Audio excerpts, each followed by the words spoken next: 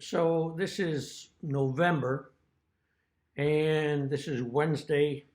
I have my visits with my kids on Wednesday for an hour. Then they go to the farm to see their mom for an hour and a half, I believe it is. And so today we had at the visit with my son and daughter, we had raspberries and something to drink and some fried chicken and some macaroni and cheese. Both kids had their little bowl of it. And so somewhere along the way, Alun, my son, was like tossing the mac and cheese over towards his sister.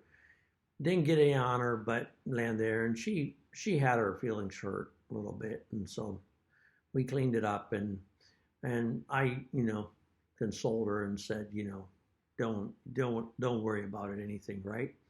But a little bit, so we got past it. That's what you do with kids. You don't try to make it a capital event, right? And I told my son, chill out. So there's no more issues. Well, after a while, Beverly Boatman, who's the person who watches the kids during the visit, picks them up and takes them to the farm. And she's always jumping in the visits, telling me I can't talk about this and I can't talk about that. Well, she asked my daughter to leave the room so she could talk to her. And I don't know what the conversation was exactly and how it was done, but apparently she brought up the issue of, do you want to go, your feelings have been hurt. Do you want to go to the farm to see your mother or not? Maybe it was something along the lines of, well, I'm sure you don't want to go see your mother now, at the farm, I'm sure you don't want to do that now, do you? Being as how your precious feelings have been hurt. And let's make it a capital event, all right? And so without any communication, she goes to the farm without my daughter. So my wife doesn't get to see her daughter. And then she says, well, there was some thing going on with Alum, and so she didn't want to come. Well, there wasn't any issue when she left, and someone had to put it to her that, hey, because you had a little tiff with Alum, maybe you don't want to go to the visit with your mom. And this is the kind of bullshit that Beverly Boatman pulls off. It's the same kind of crap that Sarah Scott Pickett pulled off with the rat poison thing. And they're always looking for a way to cancel the visit, to interrupt the visit somehow. Little sleights of hand, little machinations. And this was a day like any other day with the kids. And if somebody hadn't suggested that to her, it probably wouldn't have ever happened. And so, what is it? Amber McClellan, I called her and left a message.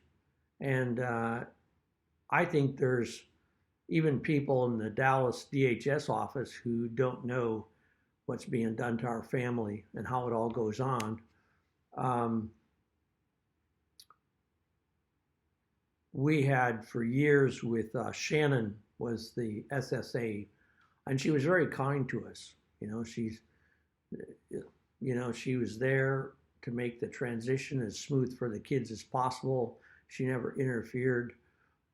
She was always considerate and helpful, and she was a nice human being. And I find this oversized Beverly Boatman to, be the hands on the hips type person. This is how things are going to go. And so when visit mishaps happen and people don't show up, nobody's really assisting our family to see our two little kids. I mean, the agenda is adoption. We're just going to run this to the curb and we're going to adopt. And that's the agenda. But this is not faceless agenda. This is the Aubrey Havocost, the Ross Waite, the Sarah Scott Pickett, the Stacy Dashner, the Beverly Boatman, all these minions that played their part in destroying the childhoods of our children, doing their best to destroy our family. and all this nonsense, and it just goes on and on. So that's what this video is about. It's not a long video.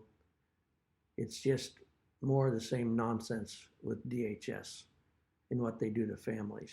So my wife gets like an hour and a half, a nothing kind of visit once a week, and she just wants some happy time with her kids. And then you got people doing stuff like this. And so then I can't ask my daughter, why didn't you go to the visit last week? Oh no, you can't talk about that. They can do all their stuff to my kids, but I can't talk about it. Well, one day it'll all be talked about, and one day my kids will find out what incredible demonic bastards you people all are, from Judge Norm Hill all the way down to the rest of you people. They're going to find out, and they're going to find out how the foster parents played along with all this as well. And you can assume that there's not going to be a secret that goes on forever without it being found out, because my kids will find out. And anyway, you are what you are. Now, I came across this page on the internet, and it's in the Child Welfare Division, myoregon.gov, and I was looking up the name of our supervisor on this case, McClellan, at the demonic Dallas Oregon DHS office. And I seen this article where she's being trained in this thing called CISM, which is stands for, let's see what they say, Critical Incident Stress Management. Okay. Now, it's really funny, all these support for these workers. These workers are the people that create the stress. They're the ones that do it, okay? So it's like, and here's the article. It's by this Sonny Pettit back in September 21. It says, the work of a child welfare professional is immensely rewarding. They support children and families in need. They facilitate, the word facilitate, family reunifications, and they get to see children flourish and grow when they receive support. DHS Dallas Oregon, Amber, has never facilitated the reunification of our children, okay? Professional, immensely rewarding for who? Support families in need? How? It's laughable, the crap that they print about you people.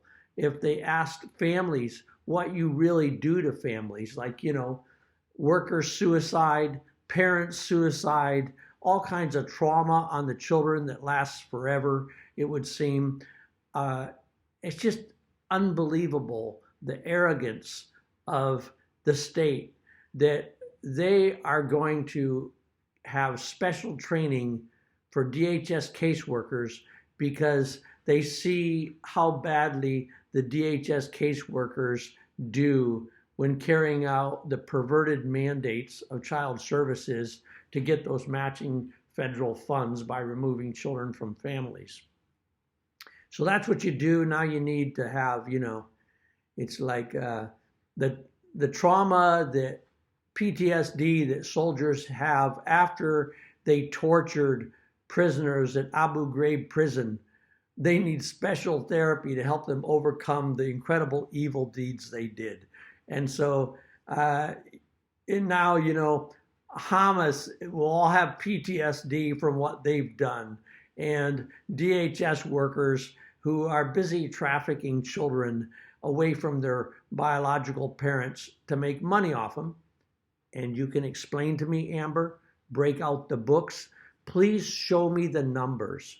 In 6 years of giving us basically an hour a week with our children and no holidays ever in 6 years, explain to me, show me the sheets, the book work and explain to me how much the court of Polk County, how much the office of DHS, and all the minions, the lawyers, the counselors, the transport people, the SSAs, you show me the books and the numbers for how much money has been made off of our family, and then talk to me about trauma, okay? So anyway, in discussion of what's going on here, it just cracks me up when they start the paragraph off about what wonderful work these bitches from hell do, destroying families. And there's hundreds of online groups now talking about what you do to families all over Oregon, all over the United States. And these mean-spirited workers like Beverly Boatman at Dallas Oregon DHS, all these different people that enjoy finding ways to damage family relationships, create trauma for parents, and alienate children from their parents as far as they possibly can. And how's this all going to unravel? It's all going to unravel because you have to sleep at night and think about what you do to families, and you can believe your own bullshit for as long as possible, but ultimately your chickens come home to roost and you have to face what you've done. And it doesn't matter all the praising articles in the press about what wonderful things you do.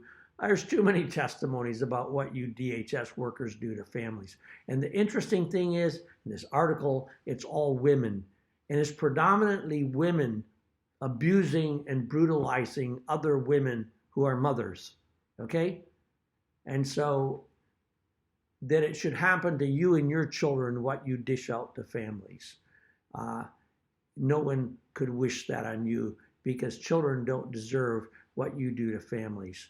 And you talk about trauma, you have no clue about trauma.